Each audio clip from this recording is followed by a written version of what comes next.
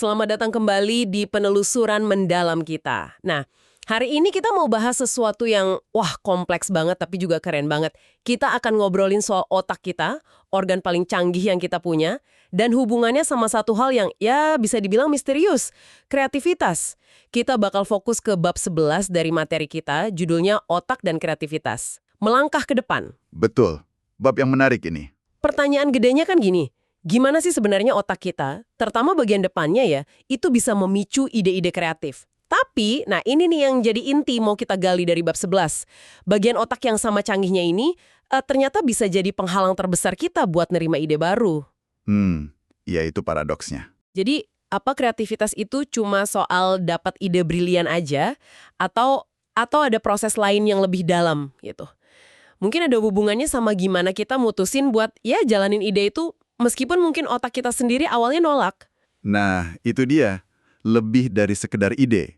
Oke, jadi misi kita kali ini, kita mau bongkar nih apa kata sains soal peran otak bagian depan, terus emosi, sama pengambilan keputusan dalam mendorong inovasi yang benaran ya, berdasarkan temuan di bab 11 ini. Yuk kita bedah bareng-bareng. Siap. Mari kita mulai dari dasarnya dulu ya. Oke, sumber ini kan banyak nyebut penelitian ya. Ada yang pakai fMRI, ada yang ngukur aliran darah otak. Itu yang intinya ngelihat area mana yang lagi aktif gitu kan. Iya, betul. Regional Cerebral Blood Flow atau RCBF. Itu teknik klasik juga. Nah, pas orang dikasih tugas-tugas kreatif, katanya hasilnya sering nunjukin aktivitas tinggi di lobus frontal, bagian depan otak. Area ini kan emang dikenal pusatnya mikir kompleks, memori kerja, fokus, gitu-gitu ya. Tepat sekali. Lobus frontal itu, khususnya korteks prefrontal ya, itu kayak pusat komandonya lah buat fungsi kognitif tingkat tinggi yang jelas penting buat kreativitas. Tapi, ceritanya nggak sesederhana itu juga. Oh, gimana tuh maksudnya? Penting buat kita ingat kalau kreativitas itu banyak lapisannya. Ada juga teori menarik kayak yang disebutin Martindale di bab ini. Dia dan rekan-rekannya bilang justru di fase-fase tertentu proses kreatif, misalnya pas lagi ngeramin ide atau mikir nyebar gitu. Mikir nyebar, divergen gitu ya? Iya, divergen. Nah, pas momen itu tingkat aktivasi frontal yang lebih rendah malah mungkin yang diperlukan. Jadi seolah-olah otaknya dibiarin agak ngelamun sedikit, bikin koneksi yang lebih longgar, lepas dari filter logika ketat yang biasanya jalan. Jadi kayak ngasih ruang buat ide-ide aneh muncul gitu? Bisa dibilang gitu, biar ide baru atau koneksi yang nggak kepikiran sebelumnya bisa ngalir lebih bebas. Jadi bukan cuma saklar on-off di satu area aja. Ini lebih kayak, tarian kompleks lah antara berbagai level aktivasi dan jaringan di otak. Oke. Nah, buat ngerti lebih dalam lagi soal pentingnya lobus frontal ini, kita bisa lihat kasus klasik banget nih dari tahun 1848. Phineas Gage, pernah dengar pasti ya? Mandor rel kereta api itu. Iya, kasus legendaris itu. Yang ketusuk batang besi gede ya? Betul! Gara-gara ledakan nggak sengaja, batang besi panjang runcing melesat, nembus pipi kirinya, lewat depan otaknya, lobus frontal tuh, terus keluar dari atas tengkoraknya. Ngeri banget. Ngeri, tapi dia selamat ya. Itu yang bikin heran. Iya, itu dia. Ajaibnya, Gage selamat. Katanya malah bisa ngomong sama jalan beberapa saat setelah kecelakaan itu. Tapi, ini dia. Dampak ke kepribadian sama perilakunya drastis banget. Gimana perubahannya? Sebelum kecelakaan, dia dikenal efisien, cakep, bisa mimpin, disukain orang. Sesudahnya, kata dokternya, Dr. Harlow, Gage jadi, berubah total. Jadi nggak sopan, impulsif, ngomongnya kasar, padahal dulu nggak gitu, nggak sabaran, keras kepala, tapi juga pelin-pelan. Wah. Dan yang paling penting, dia jadi susah banget bikin atau ngikutin rencana jangka panjang, sama susah ngatur perilaku sesuai norma sosial. Temen-temennya aja sampai bilang, dia bukan Gage yang dulu lagi. Analisis modern dari tengkoraknya kan emang nunjukin kerusakan parah ya, terutama di korteks prefrontal bagian ventral dan medial. Kasus Gage ini, meskipun tragis, jadi salah satu contoh paling awal dan jelas banget gimana kerusakan spesifik di lobus frontal bisa ngacak-ngacak fungsi eksekutif. Fungsi eksekutif itu yang buat merencanakan, ngambil keputusan sosial, ngontrol impuls, ngatur emosi gitu kan ya? Betul sekali. Padahal kemampuan dasar lain kayak bahasa, memori dasar, gerak fisik, itu mungkin relatif utuh. Jadi ini benar-benar nunjukin peran krusial lobus frontal, khususnya korteks prefrontal, dalam ngebentuk kepribadian, perilaku sosial, sama kemampuan kita berfungsi di dunia. Oke, selain Gage, ada lagi kasus yang lebih modern dan detail nih, dijelasin sama ahli saraf terkenal, Antonio Damasio di bukunya Descartes Error, yang juga disebut di materi kita. Kasus pasien namanya Elliot. Oh iya, Elliot, saya ingat kasus itu. Elliot ini tadinya pengusaha sukses, panutan keluarga. Tapi dia kena tumor otak meningioma di area korteks prefrontal, paling depan ya pokoknya. Operasi berhasil ngangkat tumornya, tapi ya, akibatnya ada kerusakan jaringan di area itu, mirip lokasinya sama Gage. Lalu apa yang terjadi sama Elliot setelah operasi? Nah, ini yang menarik. Secara intelektual, Elliot kayaknya baik-baik aja. Tes IQ-nya masih di atas rata-rata, pengetahuan umumnya, bahasanya, memorinya buat hal baru, semua utuh. Tapi mirip Gage, hidupnya jadi berantakan. Berantakan gimana? Kehilangan kerjaan, terlibat bisnis yang rugi terus, pernikahannya hancur. Masalah utamanya, dia kehilangan kemampuan buat bikin keputusan praktis yang efektif sehari-hari. Bisa mikirin hal sepele berjam-jam, kayak milih pulpen mana buat dipakai. Waduh. Terus yang lebih aneh lagi, Elliot juga bilang dia kehilangan kemampuan buat merasakan emosi secara mendalam. Dia bisa tahu secara kognitif kalau gambar bencana itu mengerikan, tapi dia nggak merasakan ngerinya itu. Dia tahu apa itu sedih atau senang, tapi nggak merasain pengalaman emosinya lagi. Nah, ini dia. Pengamatan pada Elliot ini yang bikin Damasio nanya pertanyaan kunci, yang nantang pandangan tradisional soal rasionalitas. Apa ada hubungan sebab-akibat antara hilangnya kemampuan ngerasain emosi ini sama ketidakmampuannya bikin keputusan yang efektif? Maksudnya, jangan-jangan emosi yang sering dianggap pengganggu itu malah penting gitu. Tepat. Mungkin emosi justru punya peran vital, nggak terpisahkan dalam pengambilan keputusan rasional, nggak kayak yang dipikir Descartes dulu. Dari studi pada Elliot dan pasien lain dengan kerusakan di area prefrontal tertentu, khususnya ventromedial prefrontal cortex, Damasio ngusulin teori yang pengaruhnya gede banget, hipotesis penanda somatik atau somatic marker hipotesis. Penanda somatik, apa tuh artinya? Intinya gini, keputusan kita, apalagi yang kompleks, berisiko atau gak pasti ke depannya, itu nggak cuma didasari analisis logika untung rugi aja. Pengalaman emosional kita di masa lalu yang nyangkut sama pilihan serupa, itu ninggalin jejak. Jejaknya berupa reaksi fisik atau jeroan gitu. Reaksi fisik, kayak gimana? Ya kayak jantung deg-degan pas mikirin resiko, telapak tangan keringetan pas cemas, atau rasa enak di perut pas bayangin hasil bagus. Nah, reaksi tubuh inilah yang disebut penanda somatik. Jadi ini maksudnya firasat atau perasaan itu sebenarnya bukan omong kosong ya. Ada dasar biologisnya gitu menurut Damasio. Buat bantu kita mutusin. Tepat sekali. Menurut hipotesis ini, penanda somatik itu fungsinya kayak sinyal bawah sadar atau kadang sadar juga sih. Sistem saraf otonom kita ngirim sinyal ini ke otak, area kayak amigdala itu proses nilai emosinya, baik buruk, aman bahaya, terus korteks prefrontal, khususnya area ventromedial yang rusak di Elliot, itu gabungin sinyal emosi ini sama analisis rasional.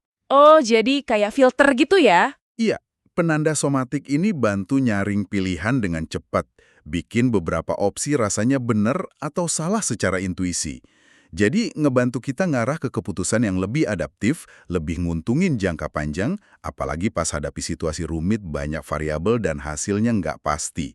Kasus Elliot itu nunjukin banget, tanpa input emosi lewat penanda somatik ini, proses mikir rasional jadi lumpuh atau nggak efektif, meskipun kemampuan otaknya yang lain masih utuh. Wow, menarik banget ya hubungan emosi sama keputusan ini. Dan kemampuan korteks prefrontal buat gabungin sinyal emosi sama analisis rasional ini nyambung lagi sama fungsi penting lain yang disebut di bab 11. Gimana area ini bantu kita ngatur informasi. Korteks prefrontal itu penting banget buat ngelola memori kerja kita dan ngatur info jadi unit-unit bermakna atau bongkahan, chunks. Bongkahan informasi. Ya, bisa dibilang ini dasar neurologisnya. Gimana kita ngebentuk dan pakai kerangka berpikir atau frames mental. Frames ini kayak struktur kognitif, semacam kacamata atau model mental yang kita pakai buat nerjemahin dunia, pahamin situasi baru, dan nuntun ekspektasi sama perilaku kita. Nah, ini nyambung lagi ke paradoks yang tadi kita singgung di awal ya. Kalau korteks prefrontal secanggih itu, bisa mikir kompleks, gabungin emosi logika buat mutusin, bikin kerangka berpikir, kok ide baru yang benar-benar inovatif, yang seringnya muncul dari proses kreatif, malah sering banget susah muncul, dan mungkin yang lebih penting, susah diterima orang lain, bahkan sama diri kita sendiri. Nah, ini ironinya, dalam banget dan jadi salah satu fokus bab 11 ini. Korteks prefrontal, area yang sama yang bikin kita bisa mikir tingkat tinggi, kreatif, bikin frames yang efisien, itu juga area yang secara aktif mempertahankan dan memperkuat frames atau paradigma yang udah ada itu. Kenapa dipertahanin? Karena frames ini bikin proses informasi jadi lebih cepat dan gampang di situasi yang udah dikenal. Jadi otak kita punya kecenderungan alami buat ngejaganya. Akibatnya, yaitu tadi, korteks prefrontal bisa jadi resisten banget sama info atau ide baru yang beda banget atau nggak cocok sama kerangka berpikir yang udah mapan. Kayak yang dijelasin Thomas Kuhn di bukunya The Structure of Scientific Revolutions, yang juga dirujuk di sini. Sains normal itu kebanyakan kerjanya di dalam paradigma yang udah ada. Fokus mecahin teka-teki di dalam situ, bukan nantang paradigmanya. Oh, jadi ide yang benar-benar baru, yang out of frame gitu? Iya, ide yang di luar kotak atau out of frame itu sering dianggap anomali, data salah, nggak relevan, atau bahkan ancaman buat tatanan pengetahuan yang ada. Makanya cenderung diabaikan atau ditolak awalnya. Iya sih, kita udah lihat contohnya di materi sebelumnya ya, kayak Semmelweis soal cuci tangan itu, atau Needleman soal bahaya timbal. Ide mereka ditolak habis-habisan kan awalnya. Betul. Mereka berguruan nantang frame yang berlaku saat itu. Perlu perjuangan luar biasa biar ide mereka diterima. Ini nunjukin betapa kuatnya resistensi ini, yang akarnya kayaknya ya di cara kerja otak kita sendiri. Jadi kesimpulan penting dari bab 11 ini, apa inovasi sejati itu jauh lebih ribet ya daripada cuma dapat momen atau ide berlian gitu aja. Tepat sekali. Itu poin krusial yang ditekankan di bab 11 ini. Inovasi sejati itu bukan cuma hasil dari nemu ide doang. Secara fundamental, butuh keputusan yang sadar, seringnya berani dan penuh risiko, plus kegigihan yang luar biasa buat ngejar, ngembangin, nguji, dan memperjuangin ide itu. Terutama kalau idenya nggak populer ya. Nah, iya. Terutama kalau idenya nggak populer, nggak biasa, atau secara aktif nantang keyakinan umum dan paradigma yang udah mapan. Proses ini bergantung banget sama fungsi eksekutif lobus frontal tadi. Nentuin tujuan jangka panjang, rencanain langkahnya, ngatasin hambatan dan gagal, nahan godaan buat nyerah, dan jaga motivasi sama fokus pas hadapi keraguan atau penolakan. Ini semua kerja berat, butuh lebih dari sekedar ide awal. Contoh bagus dari bab ini buat nunjukin poin ini tuh kisahnya Joseph Goldberger ya, yang berjuang lawan penyakit pellagra di awal abad 20 di Amerika Selatan. Waktu itu kan semua mikir pellagra pasti gara-gara kuman ya. Betul. Paradigma medis saat itu, frame yang dipegang kuat, ya penyakit kayak pellagra pasti karena kuman atau infeksi, kayak penyakit nular lain yang baru ditemuin waktu itu. Terus Goldberger gimana? Nah, Goldberger, dia dokter di Dinas Kesehatan Publik AS, awalnya juga mikir pakai frame infeksi itu. Tapi pas dia dikirim buat neliti wabah pellagra di panti asuhan sama rumah sakit jiwa, dia ngamatin dengan teliti banget. Dia nemu sesuatu yang aneh, anomali yang nggak cocok sama pola penyakit nular biasa. Apa yang aneh? Penghuni institusi itu, pasien, napi, anak yatim, banyak yang kena pellagra parah. Tapi stafnya, dokter, perawat, penjaga, yang tiap hari kontak erat sama mereka, yang harusnya paling beresiko kalau ini nular, malah hampir nggak pernah kena. Menarik nggak? Goldberger nggak ngabaikan anomali ini. Dia nggak maksa biar cocok sama frame yang ada, dia biarin data itu nantang teorinya. Pengamatan yang tajam itu, ditambah pengamatan lain soal pola makan penghuninya, yang monoton banget dan miskin gizi, kebanyakan jagung, bikin dia ngajuin hipotesis yang radikal banget dan out of frame waktu itu. Apa hipotesisnya? Bahwa pellagra itu bukan karena infeksi misterius, tapi karena kekurangan gizi kronis. Mungkin kurang zat penting tertentu di makanan. Dan yang paling penting, dia nggak berhenti di hipotesis aja. Dia mutusin buat bertindak, nguji idenya secara aktif. Gimana cara ngujinya? Dia bikin intervensi diet di 2 panti asuhan sama 1 RSJ. Sebagian penghuni dikasih makanan lebih bervariasi dan bergizi, susu, telur, daging segar. Sementara yang lain tetap diet standar. Hasilnya gimana? Pasti kelihatan bedanya ya. Jelas banget. Dramatis malah. Yang dapat diet bagus sembuh dari pellagra dalam beberapa minggu. kasus baru berhenti muncul. Sementara di kelompok kontrol, pellagra jalan terus. Tapi pas Goldberger publikasiin temuannya yang kuat ini, dia malah dapat kritik, skeptisisme, bahkan diejek dari banyak kalangan medis dan ilmiah. Karena mereka masih kekuku sama teori kuman itu ya? Metodenya dipertanyakan, tapi Goldberger nggak nyerah. Kegigihannya itu ya yang nunjukin inovasi sejati. Betul, kegigihannya buat mempertahankan, merjuangin, terus nyari bukti buat hipotesisnya yang nggak biasa, sampai ngelakuin eksperimen pesta kotor yang terkenal itu ke dirinya sendiri, istrinya, relawan lain, buat buktiin penyakit itu nggak nular, itu nunjukin inti inovasi sejati kayak yang dibahas bab 11 ini. Jadi bukan cuma soal punya ide beda, ngelihat anomali, bikin hipotesis baru, tapi juga soal punya keberanian buat mutusin ngejarnya, ngerencanain pembuktiannya, dan punya ketekunan luar biasa buat ngelaksanainnya, melawan arus paradigma. Proses yang libatin semua fungsi lobus frontal, dari observasi sampai keputusan berisiko dan ketekunan jangka panjang. Oke, jadi kalau kita tarik benang merahnya nih, dari pembahasan bab 11 ini soal hubungan otak sama kreativitas atau inovasi, jelas banget ya otak bagian depan, korteks prefrontal itu perannya sentral banget. Tapi perannya lebih berwarna ya daripada sekedar jadi pabrik ide. Iya, bisa dibilang gitu. Area ini kayak integrator utama sekaligus manajer eksekutifnya. Bantu kita gabungin info dari mana-mana di otak, dia bangun dan jaga kerangka berpikir, frames, biar kita bisa pahami dunia dengan efisien. Tapi ya itu, ironisnya, keterikatan sama frames ini juga bisa ngehambat kita nerima ide baru yang radikal. Dan peran emosi tadi juga penting banget ya. Penting banget. Kayak kasus Elliot dan hipotesis penanda somatik tadi, korteks prefrontal itu gabungin sinyal emosi penanda dari pengalaman lalu buat nuntun keputusan kita. Termasuk keputusan sulit dan berisiko yang sering dibutuhin buat benar-benar ngejar dan wujudin ide inovatif yang nantang status quo. Ini juga ngingetin kita ya, kalau proses kreatif dan inovatif itu sendiri bukan sesuatu yang instan atau gampang. Bukan cuma aha moment yang tiba-tiba muncul. Betul. Kayak cerita Goldberger tadi, prosesnya sering libatin kerja keras mental, observasi tajam, analisis kritis, evaluasi resiko, dan terutama keputusan sadar buat bertindak dan bertahan. Dan mungkin juga, kayak kata teori Martindale tadi, kadang kita perlu biarin manajer eksekutif di otak kita agak rileks dikit ya. Biarin pikiran ngembara pas inkubasi, biar koneksi baru yang nggak kepikiran bisa muncul. Bisa jadi.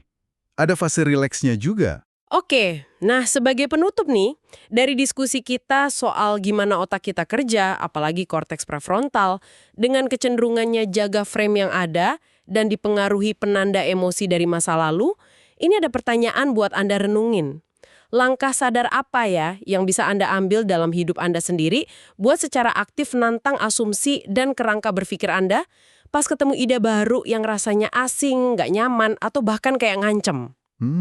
Pertanyaan bagus tuh. Dan gimana Anda bisa lebih sadar soal peran emosi dalam keputusan Anda, terutama pas harus bikin pilihan penting yang nggak biasa dan penuh ketidakpastian.